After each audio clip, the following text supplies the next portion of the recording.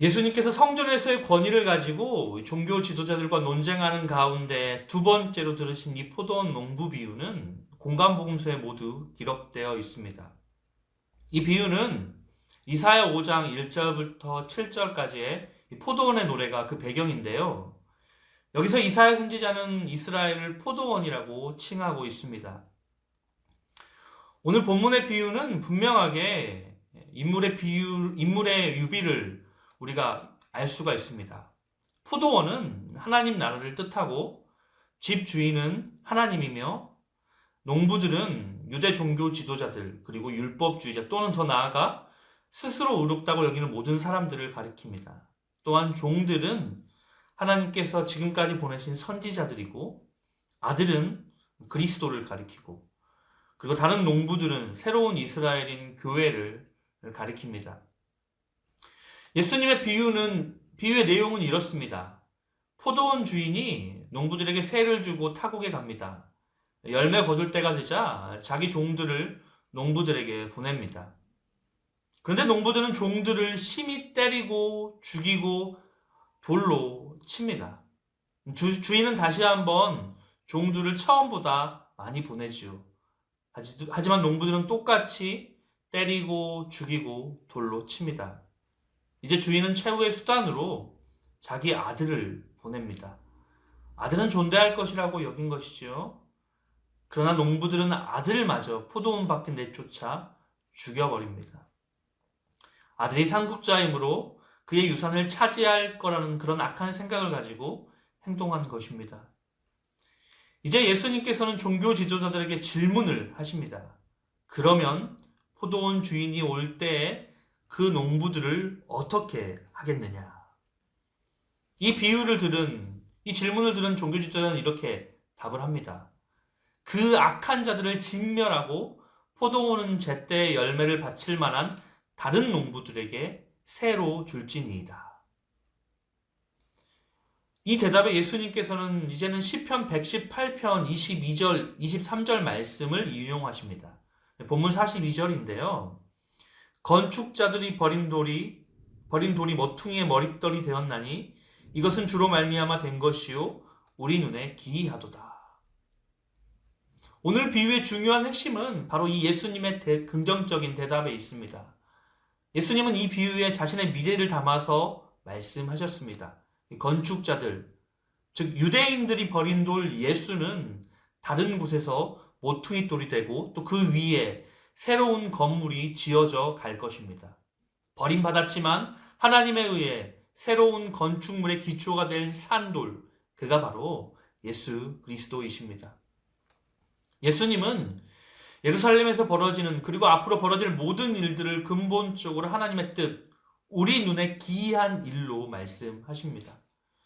결국 우리 주님은 이 새 백성을 출현시키기 위하여 예루살렘으로 가셨고 또 잠시 후 십자가를 지고 골고다로 향하실 것입니다. 창조 전부터 계획되었던 하나님의 구속의 사역은 이제 이스라엘이라는 민족에 한정되지 않고 교회를 통하여 실현됩니다. 자, 그러면 오늘 예수님의 비유에서 우리가 깨달을 수 있는 게 무엇일까요? 이 예수님의 비유에서 우리는 무엇보다 먼저 하나님의 자비와 인내하심을 볼 수가 있습니다. 악한 농부들을 대하는 그 주인의 태도를 보십시오. 36절에 다른 종들을 처음보다 많이 보내니 라고 합니다. 하나님께서는 이 악한 종들을 심판할 일을 보낸 것이 아니라 열매를 받아냄으로써 주인과 정상적인 관계를 유지하도록 해줄 화해자들을 보내신 것입니다. 그들을 더 많이 보냈다라고 하는 것은 수적으로 더 많이 보낸 사실만을 가리키지 않고 그들을 향한 더 많은 사랑을 보여줍니다. 더 많은 관심, 더 많은 노력, 더 많은 배려입니다.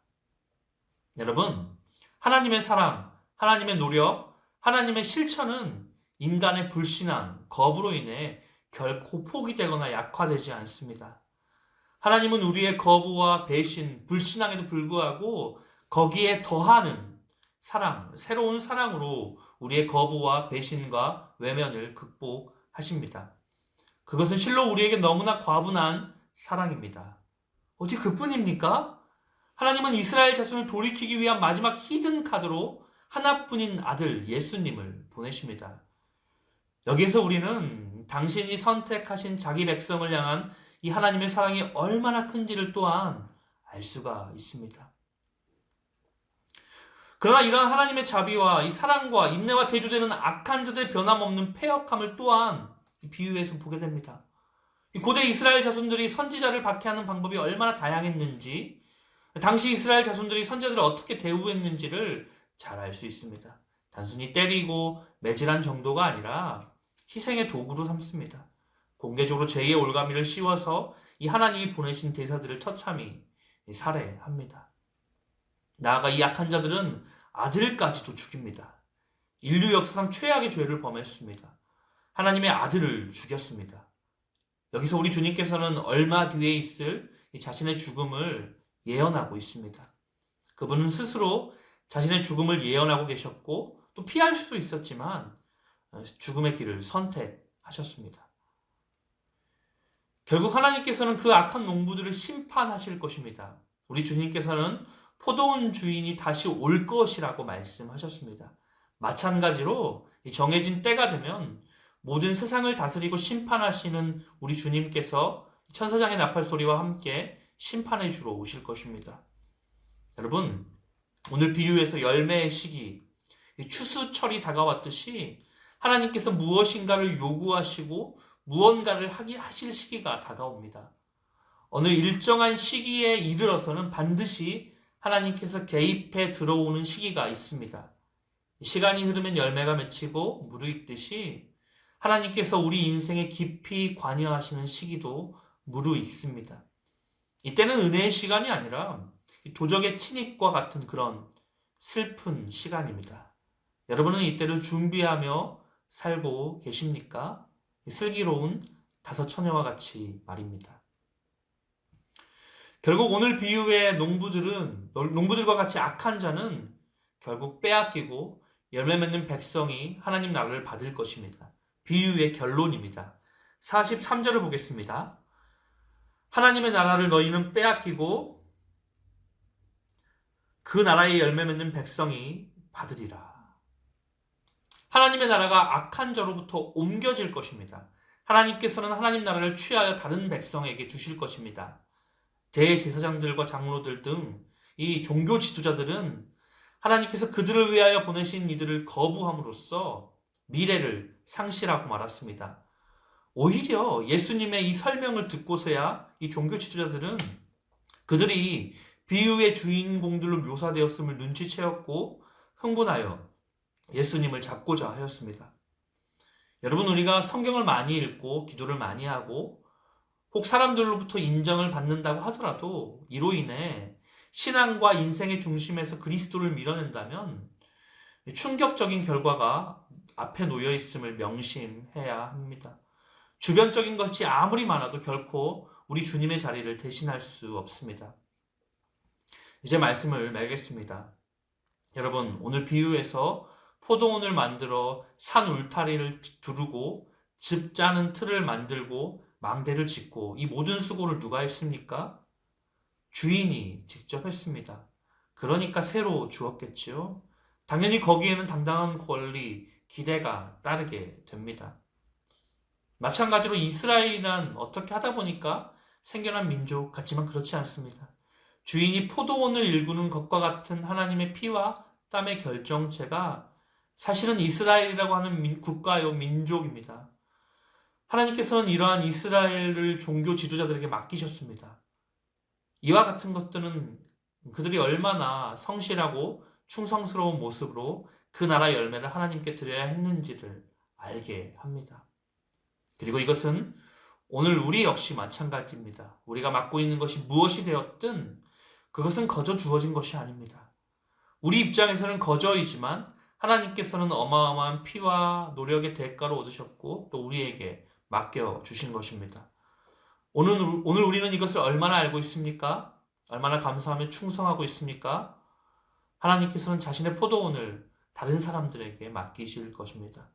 자신의 것으로 여기지 않고 합당한 열매를 주인에게 돌려드리는 성실하고 착한 종들에게 자신의 유업을 맡길 것입니다.